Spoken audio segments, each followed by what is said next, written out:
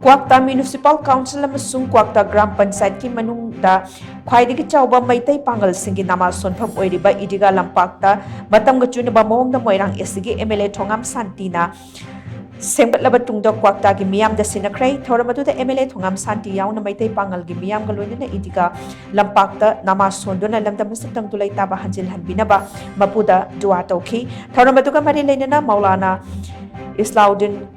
काश्मी कौब मियोय अमना high Moirang एसगी MLA Thongam शांतिना क्वाक्ता मियामगी दमक ईद की मांगोइनना मियामगी दमक नामा सोनफम अमा मतमग चुनबा मोंगदा सेमगत पिबा असगी दमक हाइनिंगाय लेतना थागतली नोंग चिंगी फिबम फत्तबा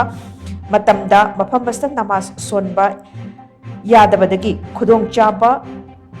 खुदोंचादबा कया अमा मायोकनरंबनी अदुबु खोंथांग असना मरम ओइरगा मियामना मायोकनरंबा खुदोंचादबसिंग अदु कोक्लगनी हाइनसु माकना मखताना फोंदोखी